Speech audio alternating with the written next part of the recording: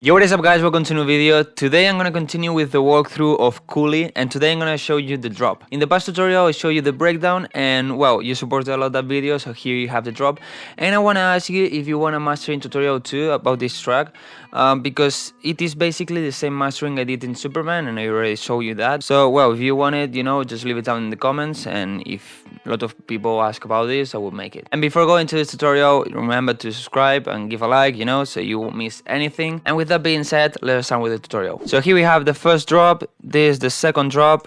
Basically they are the same, but the second drop has a trap part and a different melody in the second part of the drop. So well, let's start with the first one. And let's start from the beginning, with the drums, First we have this top kick. It is a basic top kick, it has some EQ just to make it sound a bit cleaner, transient to make it sound a bit with a bit more click and attack, and this volume shaper that is gonna help to make the bass and the top kick work better together. Then we have this bass.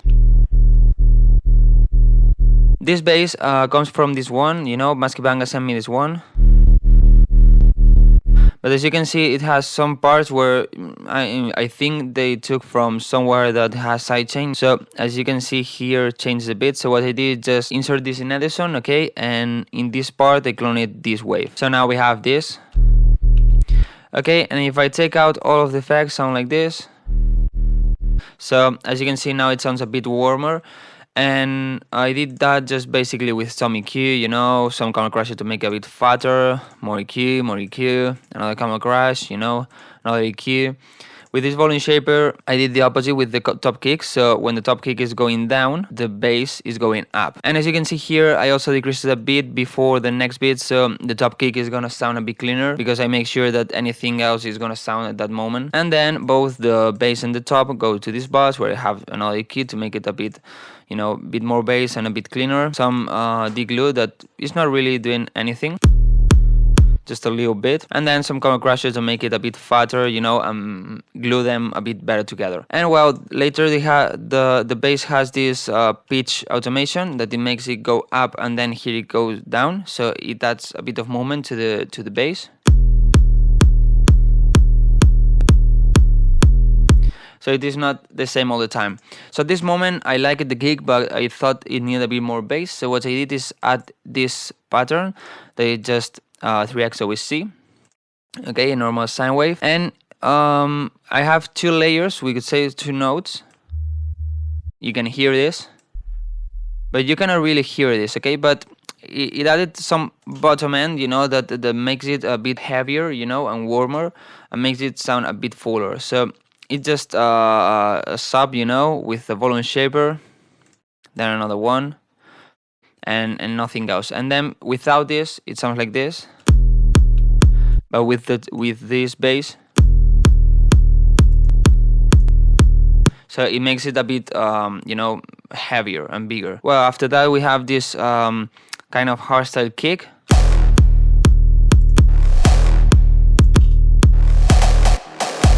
We used it as a stab, we could say, and here to make it a bit more rhythm. It is just a hardstyle kick, without lows, basically. Then we have the percussion we have in the entire drop. But here I decided to add this another percussion that is a bit lower. It has more body. Later here, I decided to add the claps. And then in the second part, I decided to add the rides. Okay, all of the drums are linked to this reverb bus, where I have just a short reverb to give a bit more space to them. And then here we have these toms playing this super fast. Okay, so that's a bit more like ear candy sounds, Then some fills for the mid of the drop. This fill is not the same as the pre-drop or the end drop fill. As you can see, we didn't add the vocals on the drop, but we added this kind of Django vocal chops. And also we added these hey vocals that we have in the entire track. It adds a bit more rhythm to it. Okay, after that we have all the effects, and well, at the beginning of the drop we have just some crashes and down sweeps to give more impact to the drop. It sounds like this, and then here I put the crash to keep the impacts going. To cover a bit more the high frequencies, we decided to add this high noise. Okay, and to cover the mid frequencies, I decided to add these crowd effects. Okay, so with these sounds, we're covering the top end and the mid frequencies, so it's gonna sound a bit fuller, but you cannot really hear it in the track, okay? But it's gonna make it sound full, and if it's not there, it's not gonna sound the same. So without these sounds, I'm gonna play it from here, and with the sounds. Okay, later where the leads are playing, you cannot really hear the crowd effects. I also added this reverse synth to add more ear candy. Okay, so here we have the drums, and here we have this. Also in the middle of the drop with the snare fill and those jungle vocals, we have this sub drop, this sweep up. And this glitch effect from Kashmir, that what he did is just the sound is like this. So what I did is take this, okay, make it unique, reverse it, and then stretch it to 2 bars, so it sounds like this now. So together, and then here this the second part of the drop. We decided to add this riser,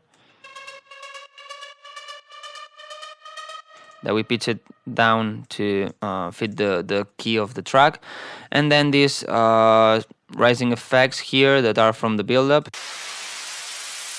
Alright, so now if I play from the middle of a drop, we have this.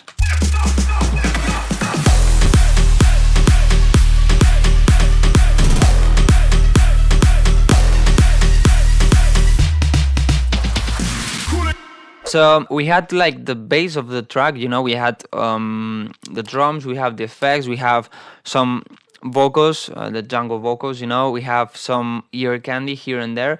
So we needed just a melody, you know, a sound, a lead for the drop. And for this track, we thought that something groovier would be the best, you know, so I came out with this simple melody. And as you can see, it has a lot of layers, and later it has even more. I'm gonna take out all of the effects, and I'm gonna show you how it sounds, okay? So the first lead.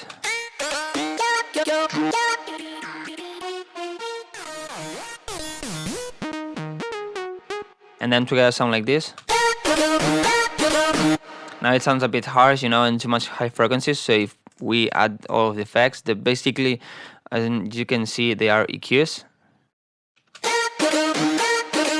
Now it sounds a lot cleaner, and well, they go to this bus, okay, where I have a lot of processing, okay. If I enable the effects, we have some EQ, OTT, camel crusher to make it a bit fatter, some more OTT, with a lot of peaks here to cut the resonance. Effectrix and gross beat I'm gonna explain later, and then just this filter for the build-up, limiter, you know, and kickstart and so on. This goes to this bus here, where I have the reverb, you know, I show you this a lot of times. And then this reverb and this lead bus goes to this last bus, where what I did is EQ and compress a bit more the sound, so the reverb is gonna seem like it is bigger and is closer to the leads. So just some OTT, some EQ, more EQ. This is the blue glitch, okay? This technique I learned from Ollie James, so thank you, Ollie. I think I already showed you this.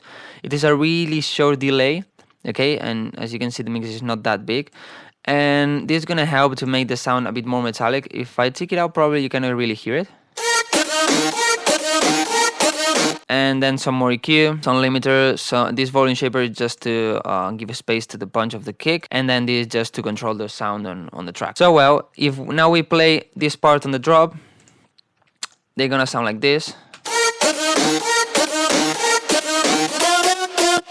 Okay, and as you could probably hear, the Effectrix, as you can see also with the automation, is working here. Okay, because I used the stretch effect that is like repeating it super fast without this. Okay, and later here I also added the phaser on the reverb, so without this, and with the Effectrix. Okay, so it adds something different. And then the gross beat is used here, so it adds like the gate effect. Okay, and I realized that this second lead, when I played the long note, it sounds like this. Okay, so I like it this shout. So what I did is just render it and export it, because now it has all the other leads playing, you know, and it has the gross beat, so you cannot really hear it, but adding this layer is gonna help a bit to make you hear that shout. Okay, so it's just this. And then I also added these vocal stabs to make the first note of the melody pop out a bit more. Okay, so it goes with this. So, you know, it's something else at that moment. Then when we come to the second part of the drop, the melody is just a little bit different, you know. Just this note was like this before, so now I did it like this, you know. So it's... And as you can see here, the vocal stabs are doing the same, you know, repeating. But I also added 3 more layers. Why? Because I wanted to make it sound a bit fuller, so without those layers, and with the layers. You know, especially those layers are on the side. They sound like this. Okay, and then 3 together. And with this MSAD, what it did is that open the sound, you know, so they are on the sides and they don't fight for the place, you know, with the main leads. And last but not least, I decided to add another riser here at the second part of the drop. I found this riser on a Cymatic pack.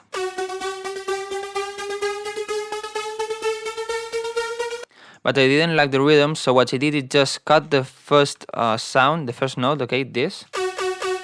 And then just, you know, follow the rhythm of the melody and pitch it up. And also here I'm increasing the reverb.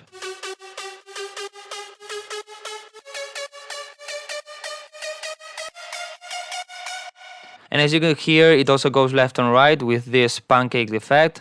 So, you know, it adds more movement to the sound. So, well, this is basically the first drop. And if we go to the second drop, as I said, I'm not gonna play the drop itself because I can have some copyright problems. So if you want to check the track, just go to my channel and you have it there. And well, the second drop is basically the same as the first one, okay? The difference is, for example, at the beginning of the drop, I already have all the drums and the melody is the same, okay? As you can see, drop and drop, it is the same pattern, the same vocal stabs and everything. The difference is that here, I would normally stop with the kick and the drums at this part, okay? So this would have some drums too, like this. But the thing is that we decided to go to a trap part. So what I decided to do is in this part add some drum snares and some hi-hats, some trap hi-hats.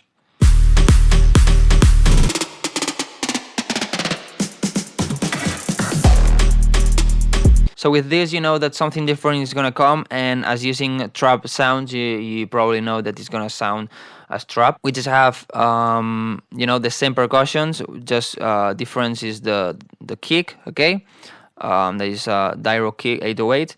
Then this trap snare and the hi-hats. And then here at the end, before going again to the big room part, what I decided to do is pitch down this kick. So you know that is ending, and then just, you know, repeat it here. And if you know me, you know that I like to change a bit the melodies. So I thought that this section with the trap part was good to make that, you know. So I decided to change a bit the drop melody. So it should sound like this, but it sounds like this. So with the trap drums, it sounds like this. But apart from that, everything is the same, you know. We have the same vocal stabs here. And we have, again, the riser here. But cut it, I just have it in the big room part.